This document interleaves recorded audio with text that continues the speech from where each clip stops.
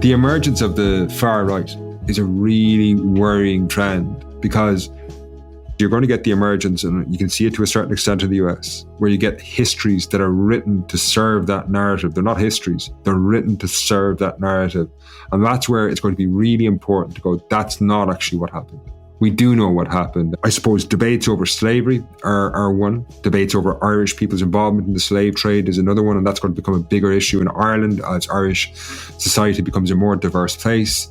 Like, I think people get caught up in this. It's not that hard. Like, we know what these things are. I think where it becomes really complicated is when you get people who just try and deny it flat out that it actually happened, or that it wasn't that bad, or that everyone did it at some point. And you're going, these are all really dishonest arguments. And I think what's going to be really important at that point is that there are historians there that go, no, this is what we do know happened. This is what we know about the past. And those arguments are going to be so important moving forward in the next 10, 20 years, because I think we're going to get more and more of those type of arguments, and they're going to be intellectualized coming out of universities to justify a resurgent nationalism, which is not a good thing, but judging on Europe's experience of the 20th century.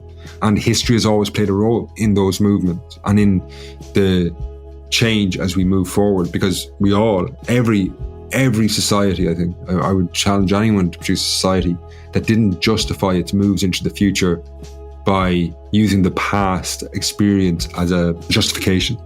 That was Finn Dwyer of Irish History Podcast. My name is Martin Nutty. And I'm John Lee. Welcome to Irish Stew. This episode of Irish Stew is brought to you by Morphed Guide, the New York City nightlife website, connecting the fun to the fun people. Visit morphguide.com. Well, welcome to another episode of our Global Irish Nation conversation here on Irish Stew. I'm John Lee, and here's my co-host, Martin Nutty. Hey, John, great to be back on the podcast. And today we have a native of Castlecomer in Kilkenny, Ireland, who started out his career as an archaeologist, but then evolved into a podcaster specializing in Irish history. He's written 2 books on Irish history, one called 1348, A Medieval Apocalypse, another one mysteriously titled Witches, Spies, and Stockholm Syndrome, Life in Medieval Ireland. That's an interesting one. So without further ado, I would like to welcome Finn Dwyer of Irish History Podcasts onto our podcast, Irish Stew. Welcome, Finn. Hi, guys. Thanks very much for having me on. Really appreciate it. Finn, what we usually start off with is kind of like the origin story. And as I mentioned in the intro, your origin story originates in Castlecomer. It does. Castlecomer is a small enough town in North Kilkenny. It's about 70 kilometres southwest of Dublin.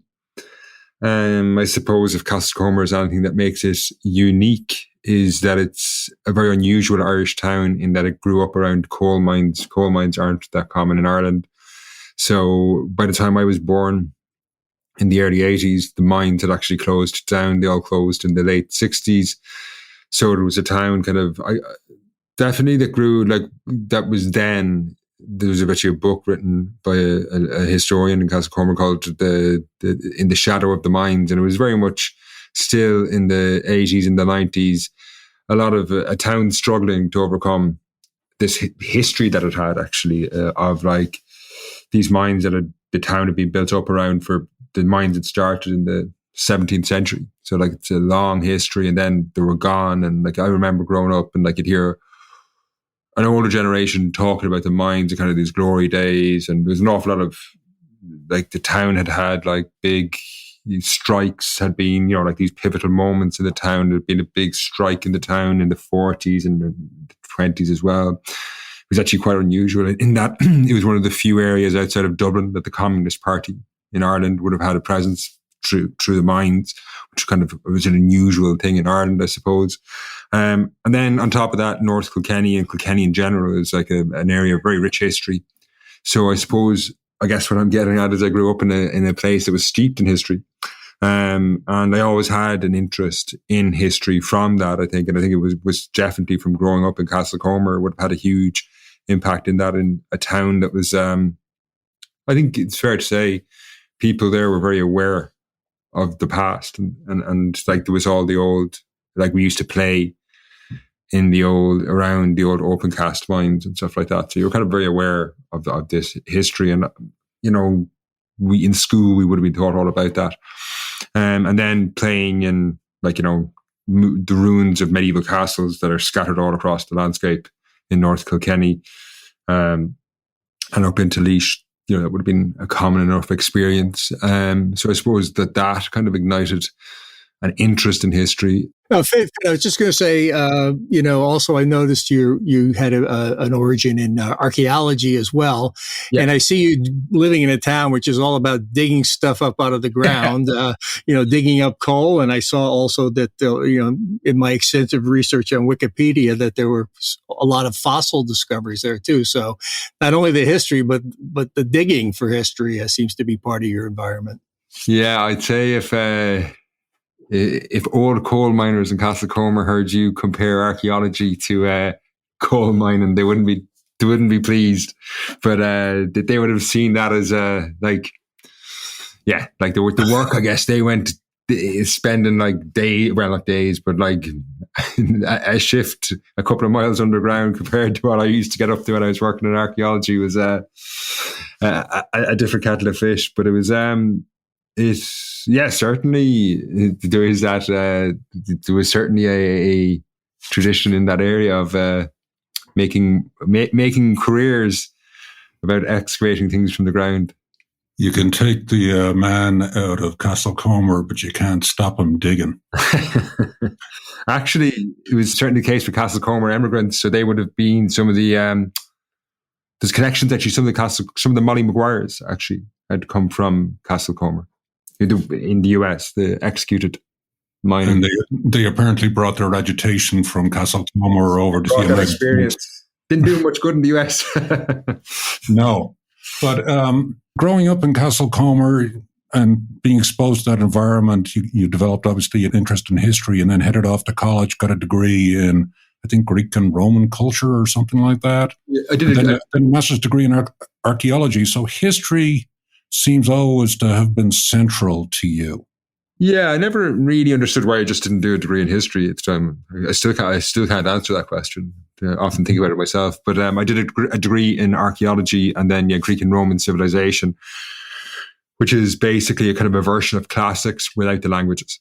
And then I did a master's in archaeology at the end of that degree. And after that, then I went working in archaeology. Which was, it was like archaeology is a different industry, I think, than most people would. I think it is. It's definitely not as exciting as it's often portrayed to be. It's a lot of like sifting through mud and trying to tell the different. What is the color of mud? It was a lot of and how the color is changing and what that represents. But it is if you've got an interest in the past, archaeology is an interesting career. There's no doubt about that. In Ireland, it was very poorly paid, bad conditions. Like very difficult to get like permanent positions. It was all like contract work. Quite poorly paid, and the working conditions themselves could often be. There was no, it wasn't the toothbrush or fine tooth comb that people sometimes think it is. It's like a lot of heavy work with picks and shovels, and you could be working, maybe quite far off a road with like very basic, facilities and things like that. So it's a tough job, but as I say, it is very interesting. And then in 2008-9, with the recession, archaeology in Ireland was actually devastated because it was so intensely linked into the building industry, and the building industry collapsed in Ireland in 2008. And there was about 85% of archaeologists were left unemployed after that. But that's a statistic I've seen, and I think it would ring true. Like an awful lot of people that I knew were laid off, would have gotten careers, gone elsewhere to find careers.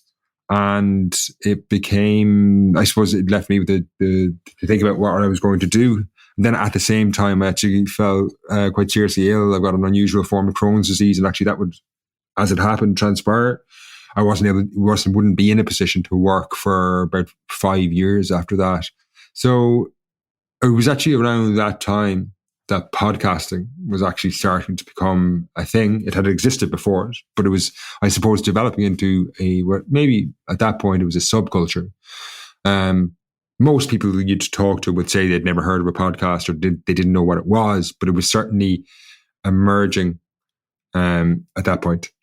So, Finn, you mentioned an illness. Certainly, first of all, your archaeology career craters due to economic situation. Then you'd be unable to do it anyway. But it does sound like it's one of those: one door closes and another door opens. As you embrace podcasting and really have come a long way with it.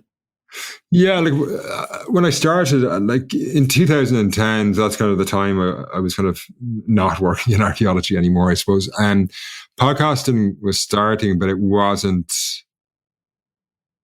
It was very much a subculture. As I say, most people didn't know what a podcast was. If you told them you were making one, the first conversation would be to try and explain what it was. And I was listening to two quite famous podcasts, like Hardcore History by Dan Carlin, history podcast, and then The History of Rome was running then by Mike Duncan, who's gone on to make Revolutions, the history podcast.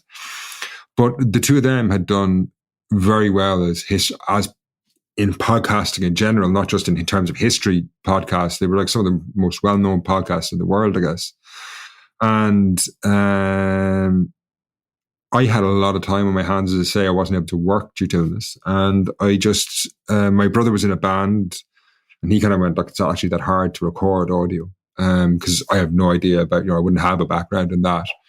And kind of from there, then I just started doing it just, I guess, to kill time. Like, I had an awful lot of time on my hands. I would have read I was reading a lot of medieval history. And, after a certain amount of time, it's really nice to have a point. You're reading with a purpose as opposed to just reading and kind of going nowhere. So when I was making those into podcasts, that's where the podcast came out of, not out of any career, but more just a hobby. And then by about 2015, I think things had started to change in podcasting. I think Serial had come out, This American Life kind of spin-off that had become this global sensation. And that had acted as a point which lots of new people could get into podcasting in terms of listening. And at that point, I was kind of coming back in a position to think about getting a job again. And I didn't want to, I kind of felt that I put this huge amount of energy and effort into this podcast. And I didn't think at that point that you could make a career of podcasting, but I kind of felt that there was something in it that maybe I could use that to be able to work in the field of history. And I said, I'll give it a shot. I don't want to wake up in 30 years' time and go, God, if I had just done that, I would have been a lot happier. So at that point, I would have, it was around then, I can't remember the exact chronology of these events, but around that time as well, I was publishing my second book on the Black Death. And then from there, I actually started, I suppose what was significant for my career was in 2016, then late 2016, I started a series on the Great Famine. I'd covered mainly medieval history up until this point.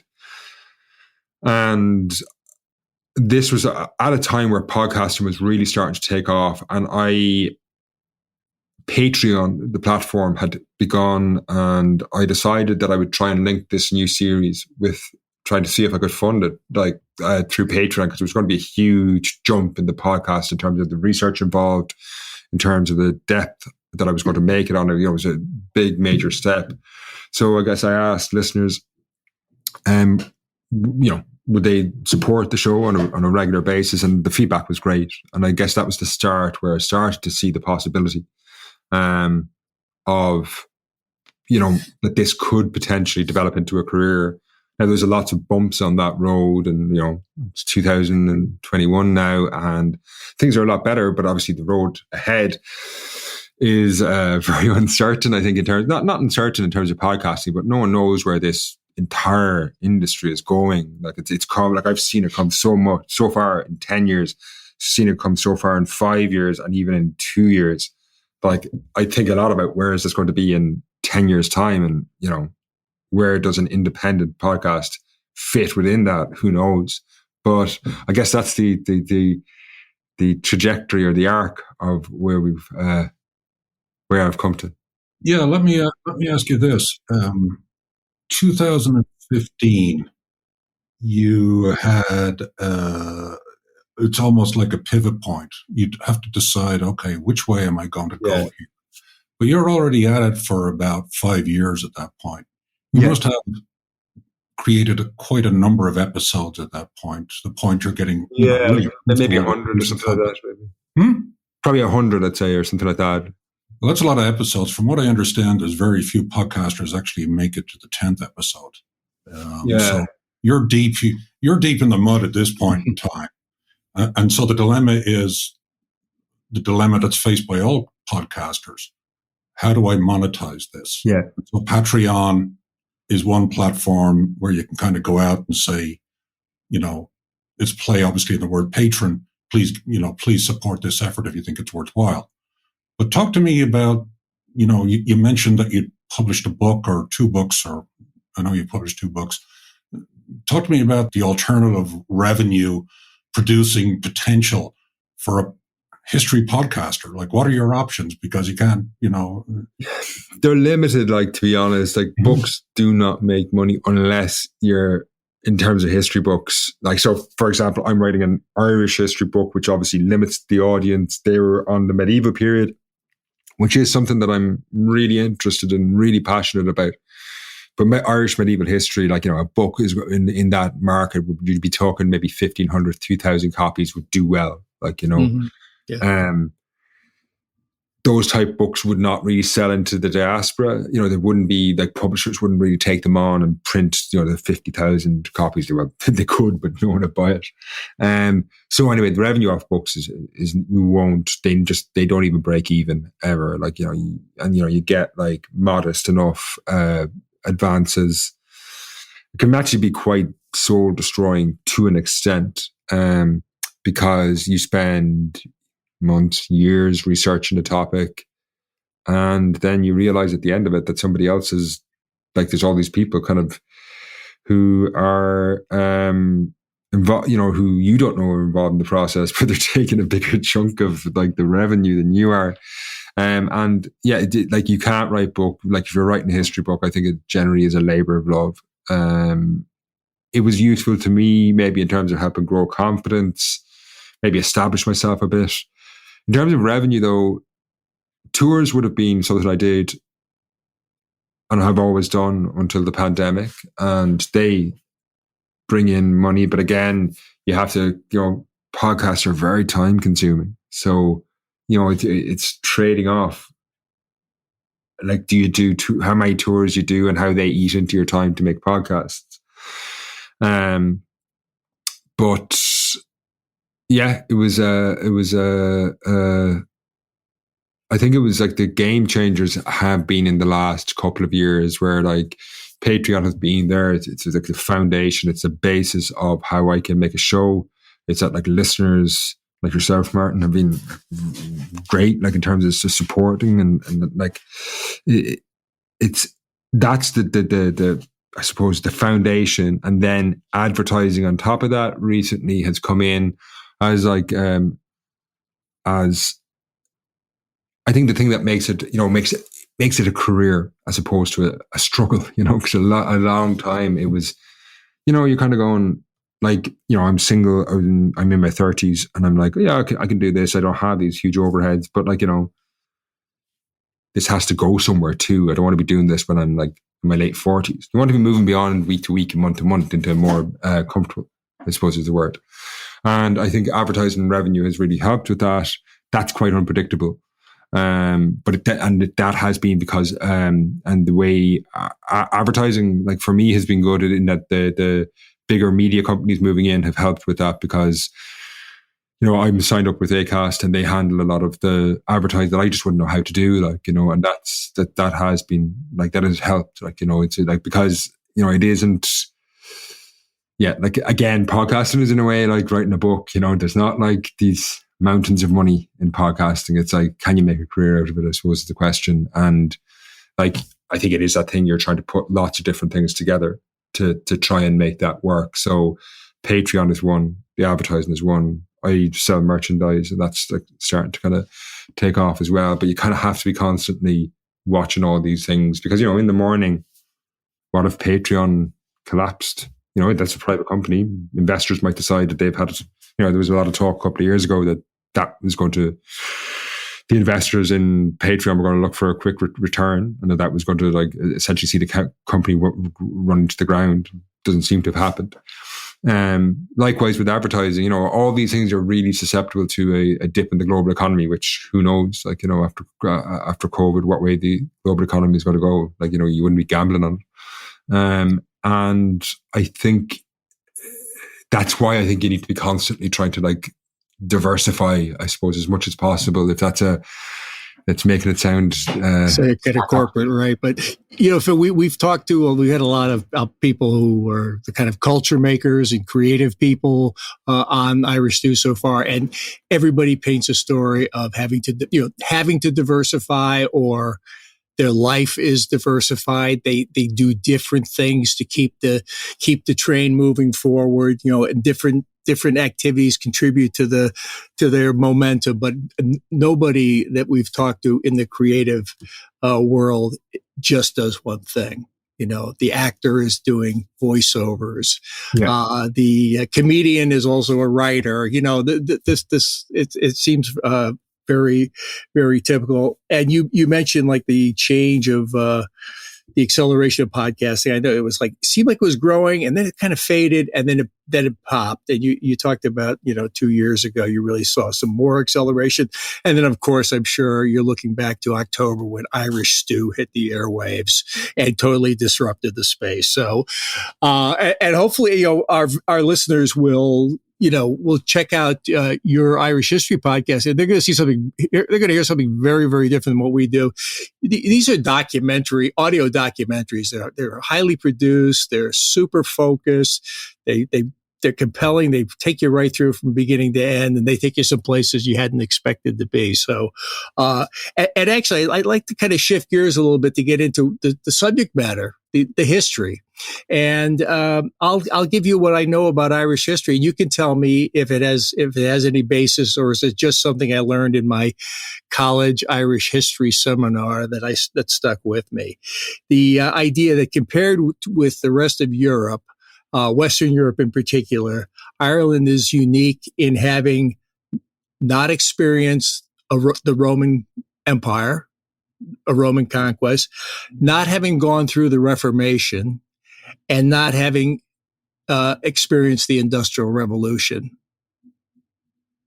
Valid points? I wouldn't necessarily agree with the last two. The Roman Empire, definitely, and that had a big impact. Like, Ireland engaged with Rome, but not in the way France or Britain, modern France or Britain, like where they became Roman provinces, and you have this huge fundamental shift in the structure of society. Ireland didn't experience that, and that had a huge impact in Ireland right through the late medieval period, you could argue. In terms of the Reformation, it's kind of true and it's not, in that like most of the major Irish and minor Irish families remained Catholic. The impact of the Reformation, though, in Ireland was enormous. In that maybe it's just a bit later, but I don't, I'd be hesitant on that one. I will say the 15th, 16th, and 17th centuries wouldn't be my hottest point. But I think in terms of the Industrial Revolution, Ireland's relationship with the Industrial Revolution is a complicated one. You go to Belfast. Belfast is a city that was transformed, much like Manchester, places like that, by the Industrial Revolution. A bit later on, maybe, but they still get, you get the linen industry, you get like eventually Harland and Wolff, and like there's huge heavy industry in Belfast. In Dublin, to a lesser extent, and it is run down in the aftermath of the Act of Union in the early 19th century. But I think if you'd come to Dublin in 1800, I'm not sure you'd say that this was an island not impacted by the Industrial Revolution. It was impacted in a different way. Certainly, if you went to England and you'd see these phenomenal changes and the satanic mills popping up everywhere. It's happening in Ireland, but yeah, I think you're right in that it in no way penetrates the country in the same way. And, I suppose we could talk about the famine and things like that, that are kind of related to this process. But Ireland, I think we could definitely say Ireland remains an agricultural economy. It's kind of that thing, if you ask a historian a question, they're going to put in about a million caveats, and that's what I've just done there. I kind of agree with you, but then I'm going to say, but if, and a lot of buts. But I think, I guess the reason I'm just a bit hesitant is I think Ireland in the 19th century is a lot more complex place than we often think it is, and there's a lot more going on, and Irish people are a lot more complicated as a people. Than we often think. And, they're not, we often think of the peasant maybe, and then you go, but they're also then the people who were formed, if you look at the United Irishmen of the 1790s is really modern, profoundly modern political movement. So it's all these contradictions, I suppose. Let me go at this a slightly different angle. History can be controversial, or disputed is probably the right word. Yep. So let's talk about an episode that comes to mind that generated a lot of controversy. If you were to think in your catalog, which was the one that got people most excited, good or bad? The one that is definitely that there's no, there's no doubt or whatever is, and it still does up to the present. I made it 3 years ago now, or 2 years ago, and that's where the famine was a genocide. And very an emotive topic. I suppose I should say, I don't think there's any basis to call it a genocide. That doesn't mean, and before everyone at home curses me as a revisionist, I think the story is a lot more complicated than that. I think what happened in Ireland in many ways is a standard enough famine, in that the people in this country in the late 1840s weren't able to access the food that was available in the country. Famines are very rarely about a lack of food. What they tend to be about is that you can't access the food that it's available. The reasons for this can be manifold. For example, a war can be the reason. In Ireland in the late 1840s, it was economic orthodoxy was largely the reason why, this insistence that kind of a laissez-faire capitalism would operate. So the poor just can't afford food, and that's Ireland is still producing lots of food. There's probably can't be certain, but there's probably is a shortage of food in late 1846. But after that, the country's awash actually with food. Huge amounts were imported from the US in particular, but the poor just can't afford this food. They've absolutely no money. The economy is completely collapsed. And maybe if we think about housing crisis, it's not that different in that we can have lots of housing stock, but we can have huge amounts of homelessness, and the two can go side by side because homeless people can't afford houses, and because we mediate access to housing through a market. And in the same way in Ireland in the late 1840s, access to food was mediated through a market. And the poor. Now, the reason I'm going on about this is that doesn't mean that the British government are not responsible, because it was their economic policies that created this. It was their lack of action that resulted in the huge catastrophic death toll, particularly in the later years of the famine. That is particularly the case. We could argue, and I still think there should be held accountable for the early years, but you could argue there was nothing could be done in those early years in terms of a shock and an unforeseen crisis. But in the later years, there's no argument in my mind whatsoever. So I think my point is they are responsible. What happened here is essentially a man-made disaster. British government should be held accountable historically. I'm not into the idea of holding people accountable in the present. I just don't know what that would achieve. Sorry, I'm talking about Tony Blair's odd apology that was kind of very ham-fisted at the time. But I guess this is all coming back to why this episode was controversial. So a lot of people were really annoyed that I didn't say it was a genocide. And I think that particularly is an idea that carries currency in North America, particularly in the US, to a lesser extent in Canada. But that's because this idea was the focus of a big campaign in actually New York in the 1990s to get famine as a genocide on the curriculum there. And there was a huge debate between scholars, largely Irish historians, going, it wasn't a genocide, with, I suppose, campaigners in New York saying it was. And it became really politicized. And oftentimes, all history is political, but maybe picking apart the nuance of a historical argument in a modern political environment is not the best one. Like, we've seen it a bit here with the War of Independence commemorations. It's like, if the past hurts your feelings, that's not my problem. And now within that, I think historians have a duty to, you don't say insensitive things in insensitive moments. But at the same time, if I can't call the famine a genocide because you want it so, we have to go. The past, historians and people who are interested in history, what we're trying to do is understand the past. And to understand the past, you have to ask the right questions. So if we look at the question and go, was it a genocide? And then we go, probably wasn't. But we keep on asking that question. Well, then we we miss kind of the evidence that will give us the fuller picture. Whereas if we go, was it a famine in the way that there's famines very like the one that happened here in Africa at the moment? Now, that can be a very unpleasant thing as well, to go, what happened to our ancestors? Well, we're kind of in a situation where we're like some of the people, I wouldn't say profiting off famines in Africa, but like the food that, often ends up in the West. And that can be an uncomfortable thing, and we don't like those parallels. But, that in my mind is actually the usefulness of looking. Surely what we want is that this is never repeated again. And if we kind of define it in the wrong way, I think sometimes we run that risk. I don't know if that's a very long way of. Yeah, no, I wonder that we're speaking to you the day after President Biden had his first press conference. And I wonder if you caught the comment he made about his great grandfather left Ireland because of what the Brits had been doing, which I was a little surprised to hear him from, in early stages, sort of diplomacy. But that story is there, and it's it's still living, particularly in the White House right now, with a very proudly Irish American.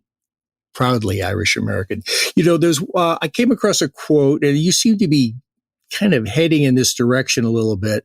The first duty of a historian is to be on guard against his own sympathies. Is that something that resonates with you, or that you might struggle with? I do and I don't, in that, I don't believe that I'm impartial. I'm not. I've got political opinions, and they come through in the history. Like, say, for example, broadly speaking, I don't think the British presence in Ireland has been a positive experience for this island. And I think, it tends to stoke up sectarian tensions and continues to do so. To pretend I don't have that feeling or those thoughts wouldn't be very useful, because then I'm just kind of arguing against myself. I think it's like, I don't hide that. I don't think it's like would be but I think you do have to be aware of them, I suppose. Maybe on what you're saying, you just need to be careful of that. You're not reinforcing your own narrative. And sometimes the evidence will be there to contradict that. And, sometimes history is complex and full of contradictions. And, it's okay for us to be kind of uncomfortable sometimes with our own, that we find things that contradict our own ideas. And you just have to accept that. So yeah, I would agree with you in that. I think you have to be always on guard to make sure that you're not trying to reinforce a point in your head. And we all do that all the time. So it's just something you have to try and be cognizant of. I think it will always come out, but I think it's important I don't believe in the idea of a non-biased historian who is kind of almost like God above the world and free from the influence of the world and commenting on. I don't think those people exist. It's like, I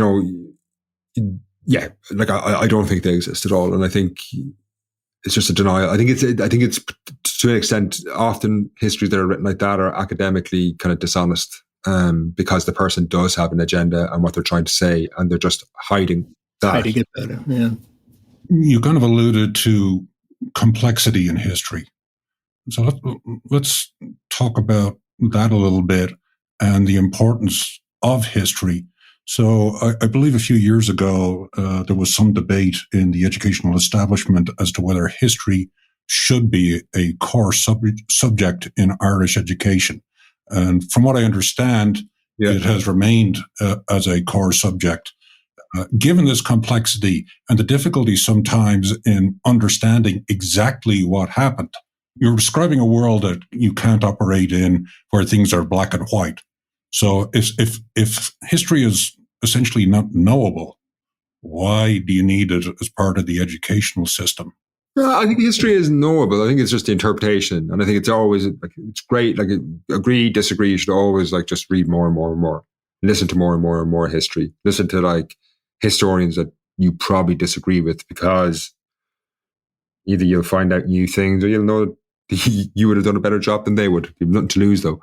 I think in terms of history, though, history is really important, I think, because I was talking about this week, actually, and I think, we move into a more uncertain future, certainly one that is more uncertain than it was at any point, maybe since the Second World War, in terms of, like, where will the world be in 20 years' time? Like, none of us know. Like, there's, for example, the emergence of China as a new global superpower in the way it wasn't 20 years ago, and, like, how that's going to influence the world. Like, living through COVID alone has been teaching us, like,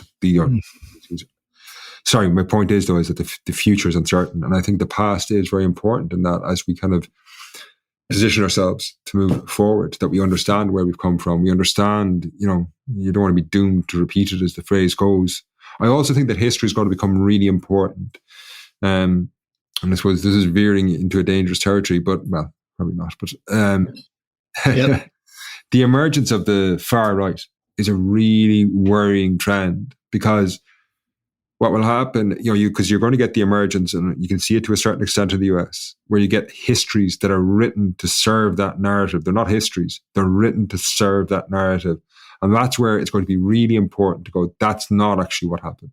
We do know what happened. And we know that, like, I suppose debates over slavery are one. Debates over Irish people's involvement in the slave trade is another one. And that's going to become a bigger issue in Ireland as Irish society becomes a more diverse place.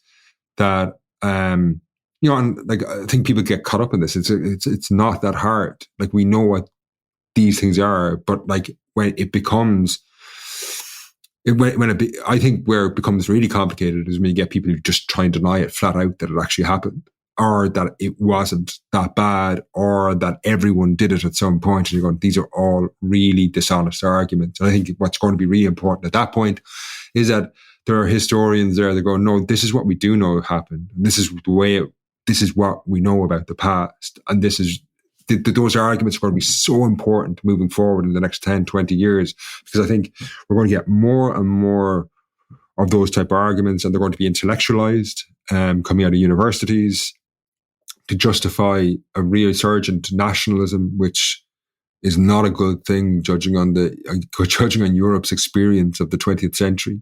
And history has always played a role in those movements and in the change as we move forward, because we all, every society, I think, I would challenge anyone to produce a society that didn't justify its moves into the future by using the past experience as I don't know what the word is, as a justification. Justification, yeah. I think those points are well made, and some of the trends that we're facing clearly are disturbing. And I kind of wonder, in an era, let's say dominated by social media, Twitter and Facebook posts and Instagram posts that are coming at great speed, training people or getting people educated in a way where they realize things aren't simplistic. They aren't black and white. One thing I understand from history is there's tons and tons of nuance.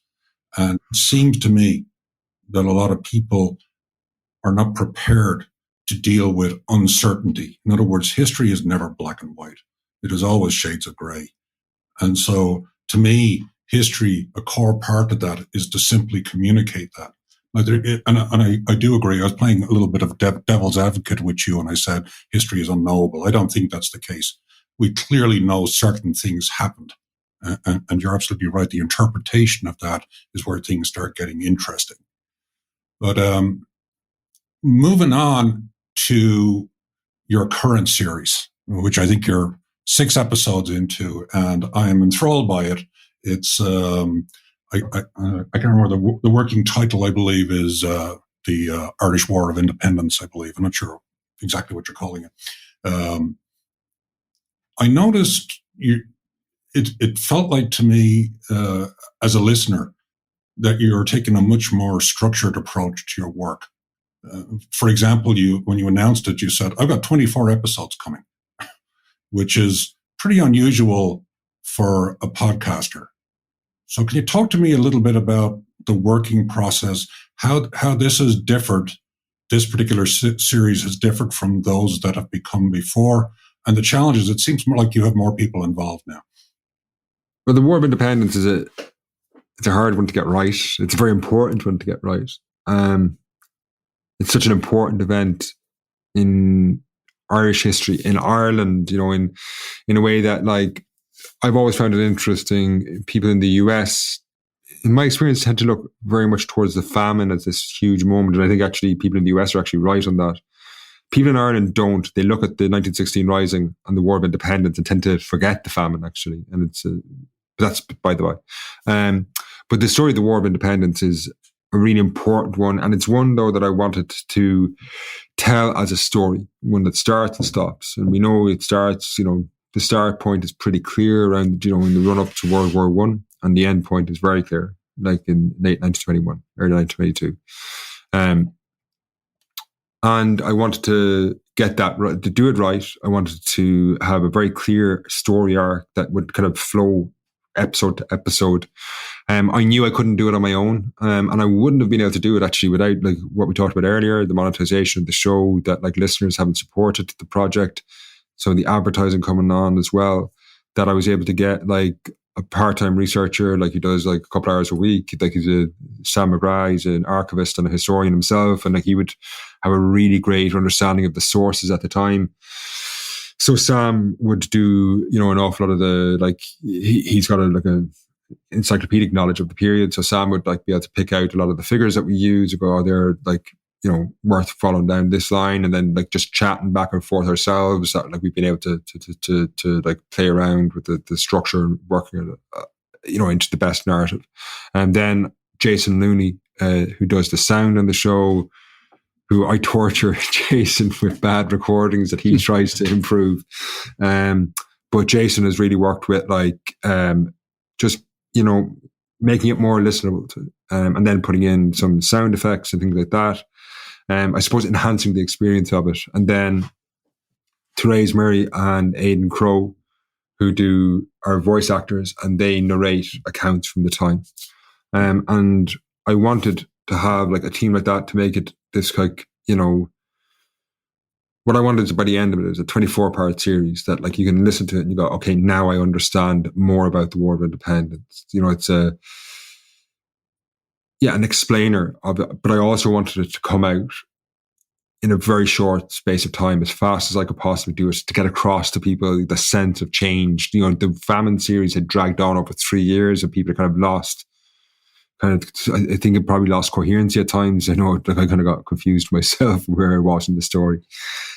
Whereas with the War of Independence, I'm hoping, now we've got a bit of a problem with a mic stuck on a ship in the Suez Canal, but, like, that'll delay things for a couple of weeks. Hopefully, no more. But like, that was my thought process behind it. Is that, like, you get this sense of listening to a sense of moving through these key moments in our past, rather than having it dragged out over, like, an indefined amount of time over, years. Like, so the whole thing was planned from the start, like, going, this is what it'll be. It might drag into a 25th episode maybe, or a 23rd. Who knows? So you're 6 episodes in, I think, right now. The latest one I listened to is an episode that deals with the Limerick Soviet, which is a total clickbait title if I ever heard one. And I loved it. And I had actually heard that term before, but I think that might be new to a lot of people. But I'm kind of curious, 6 episodes in, what's the reception? What's the pick up on it? What's the feedback? Because it's not that long ago. It's 100 years ago, and it's very vital in people's lives. I remember Eamon de Valera as a 10-year-old. So, he's a key figure, a very long-lived figure in Irish history, but I still remember him. So that's within my own living memory. And so I'm curious because people sometimes are very invested in their version of the history. And are you upending people's understanding? Yeah, a bit maybe. I don't know if I'm upending people's understanding. People have taken umbrage maybe at things I've said or, that I omitted, or some people like the memory, like for example, the memory of Eamon de Valera tends to be very viewed through the lens of what Eamon de Valera did in the 30s, 40s and 50s, and not actually looked at as Eamon de Valera as a guy in his 30s in the late 1910s and early 1920s, the revolutionary Eamon de Valera. And it's trying to actually look at him as that figure, not as the person that, would become, I suppose, the kind of seen as the kind of arch reactionary of the mid 20th century. And I think it is important to do that because I think it distorts our history to look at it, look through all of those lenses. You have to look at the person as they were in the late 1910s and early 1920s. So that has been one. And I think I've gotten some emails about that. And people feeling that I'm overly Republican has been one that I've been not. And I think I don't feel I am. Well, as I said before, I wouldn't hide the fact that I generally think Irish independence is a good thing. And I'm not going to make any apologies for that. But people I suppose there is a revisionist school of thought in Irish history, and I haven't really ascribed to some of that in this series, and I have gotten some emails about that. In terms of the listenership, the US listenership has held its own, but there's been quite a substantial growth in listeners in Ireland, and I think that actually ties back into maybe it's a bit what I would have expected, because Irish people put a lot more store in the War of Independence than they do the famine. Whereas in my experience, and you guys would know more about this, but I get the feeling that people in the US would have that stronger affinity or attachment to the famine, because I guess that's the foundation. I think it's down to foundation stories. The famine is the foundation story of Irish America. I know it existed before, but it's not the same, the post-famine Irish America. Whereas people in Ireland, we were just left in this absolutely devastated country where there was nothing positive to take out of the years of the famine. Now, people in America had something, at least, that they'd gotten to America and could start anew. So in Ireland, people just didn't want to talk about it. There was nothing good to talk about. Whereas the War of Independence is different. Things aren't great after the War of Independence, but we'd gotten our independence, or, took a long step towards it. And I think that's why, I think that feeds into how we relate to these topics today. Whereas I suppose Irish independence in the US is a bit, and I'm not saying it is a huge deal, obviously, for Irish Americans, but not it doesn't materially change their lives in the way the famine had. You're basically saying, to some degree, counterintuitively, the famine story turns out to be a foundational story or a triumphant story for Irish Americans. Whereas for Irish people, the War of Independence is their triumphant story. Yeah, I think the famine is we never liked it. We obviously understandably so focus on the horrors of the famine, but there are that million or so people who escape it, get to America, and actually a lot of them, they don't become millionaires, but they're a lot more comfortable 20 years later than they would have been had they lived on small farms in the west of Ireland. Well, and I should say that they're not the small farmers. The small farmers are the people who ended up in workhouses. But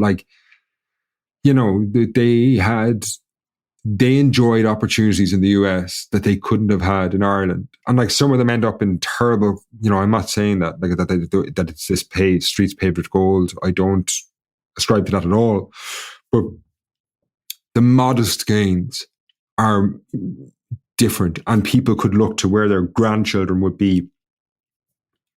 If you were a famine emigrant and you die in New York in 1870, say, you can look forward and think about where your grandchildren would be, and you can definitely, I think, say they're going to be better off than if they were living in Roscommon or Kilkenny or, somewhere in the Midlands of Ireland where most of these people had come from. Whereas, the War of Independence, but back home, people are just devastated. Whereas the War of Independence is, I suppose, I'm going to say our people who live in Ireland, the War of Independence tends to be that moment where I think, people maybe start thinking, going, okay, this country is going to define its own future. And in the long term, it's been a success story, been some really far falls along that route. But overall, I think you can say Irish independence was a success story, So that's more of a kind of a heroic story, whereas the famine is more of a tragic story. And, I find that really, really interesting. And as I think about it, downtown in Lower Manhattan in some prime real estate, there's an Irish famine memorial. Very beautiful place. About an hour's drive north of here is an Irish famine museum at Quinnipiac College. So, and our one of our recent guests, Turlo McConnell, be a guy you'd be very interested to check out. A very creative guy. He talked about how he's Irish, but he's Irish American by this point, and how for him the famine is sort of the touchstone of everything Irish American. So it really lines up. As I opened the show with the idea of Irish stew being for the global Irish nation, maybe you could talk a little bit about what is it about Irish history that should resonate for a global audience, or what is it that they should understand that they don't understand about Irish history? That's you put me on the spot. We'll let you go soon. We're wrapping it up, but I think there's the universality to it. Actually, I think it doesn't matter if your ancestors grew up in Italy, Poland, Russia, China. I think you'll find things. I don't think history everywhere is universal. I actually don't think Irish history, this might sound strange, I don't think Irish history is exceptional, and I don't think Irish people are exceptional. I don't think there's anything particularly exceptional about us at all.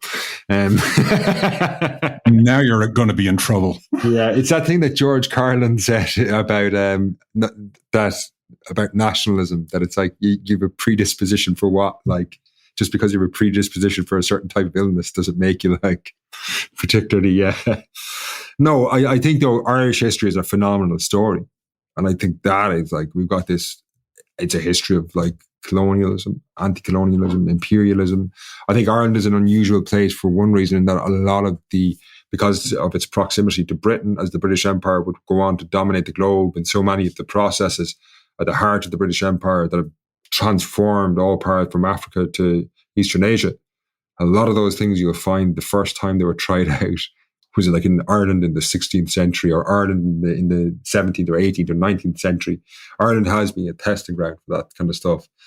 And that has kind of left us in this unusual place where we're kind of got like, historically, not in the 21st century, but historically, Ireland had one foot in Europe and was kind of being pushed out the door though, like, because Irish people weren't seen as like properly white through most of the 19th century. So our history is kind of tied up. I think people anywhere will hear things that happened in Ireland and go, that sounds familiar. So Finn, great conversation. I guess there's one thing that we're interested in. What do we look forward to? You've got 24 episodes coming up. You've got Mark Hannelly coming in every third week, kind of legitimizing your history, it seems to me, which is really delightful. For listeners that are not familiar, Mark is the axe on the Irish War of Independence, and a very highly thought of scholar in Trinity College, and he's a delight to listen to. And I know that you're making that available to your patrons on Patreon, of which I'm one, and I've been enjoying listening to that stuff. But from what I understand, the whole War of Independence series is going to end probably sometime in August. You're probably going to need a vacation then. But what next? I have a couple of projects in the pipeline. One I probably shouldn't say because someone else will run off and do it. But the next immediate, so I will probably, if Sam will continue on the journey with me, continue on next year. There'll be a series on the Civil War that will follow the story. We will take 3 or 4 months off though. And what I intend to do late this year, I have a couple of small mini series ready to go.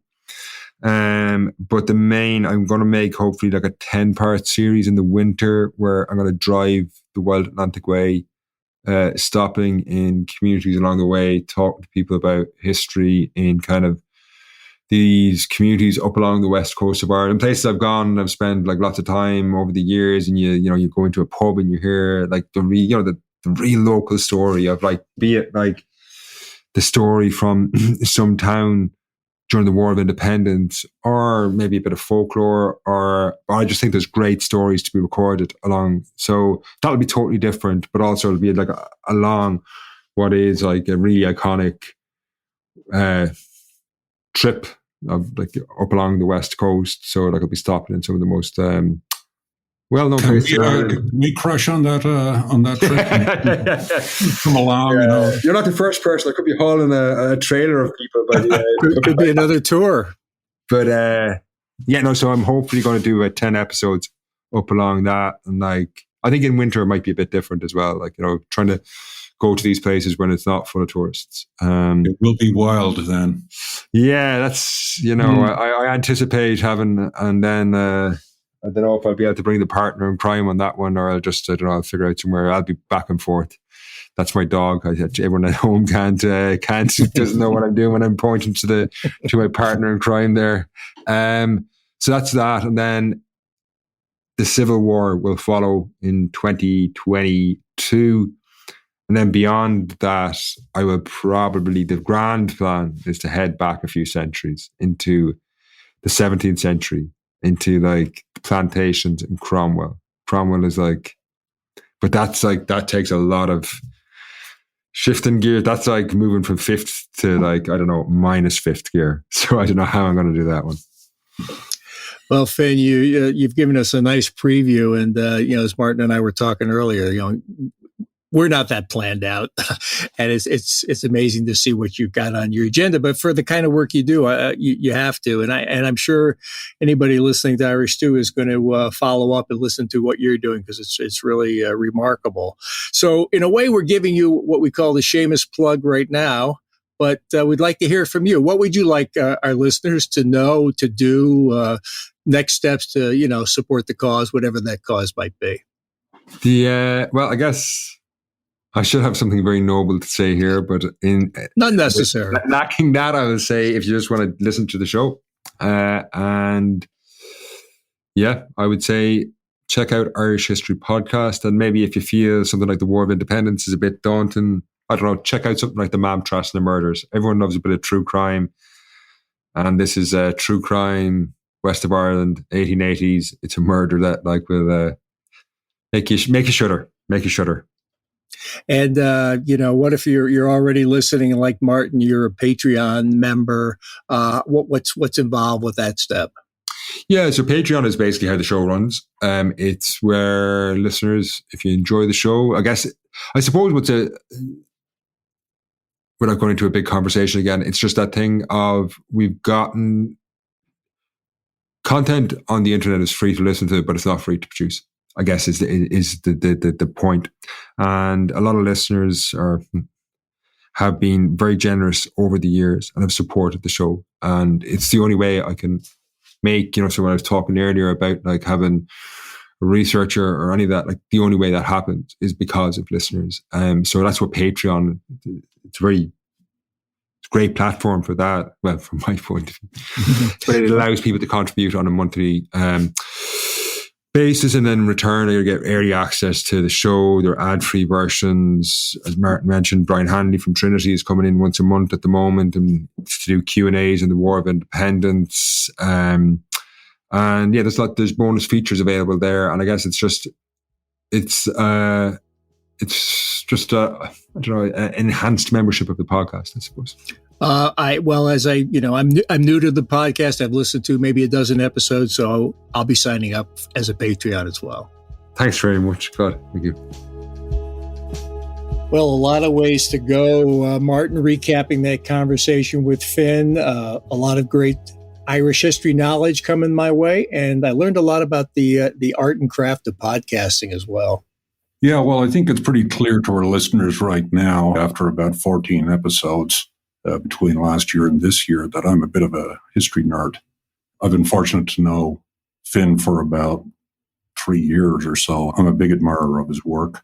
But one of the interesting things about Finn is, although he makes a podcast about Irish history, he is really a major part of the history of podcasting in Ireland, because he's actually been doing this for over 10 years.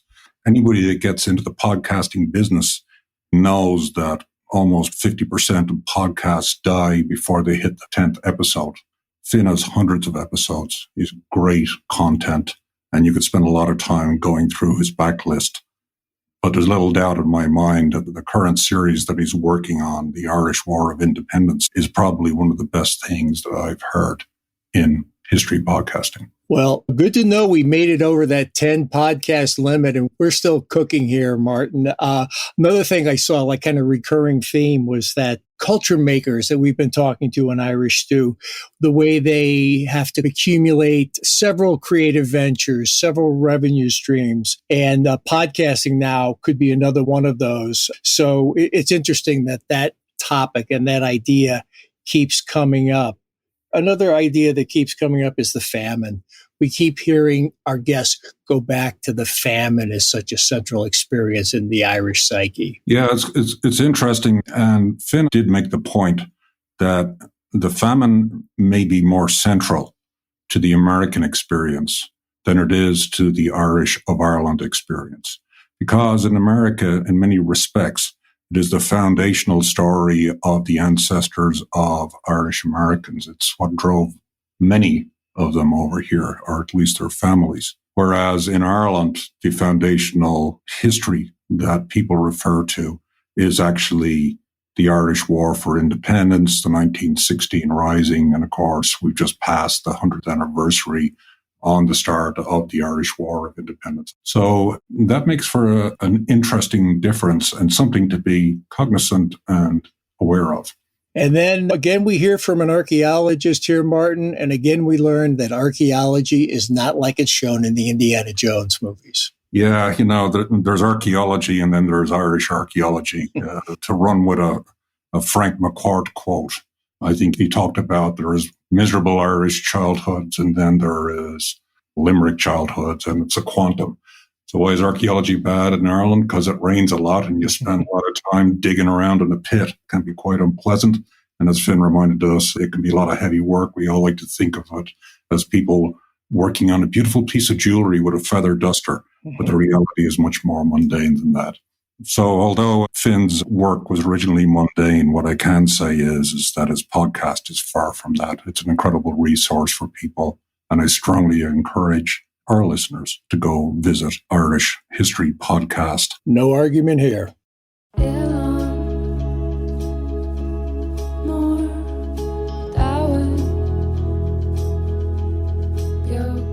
Well, Martin, a lot of our listeners ask how they can help spread the global Irish conversation. What do you think?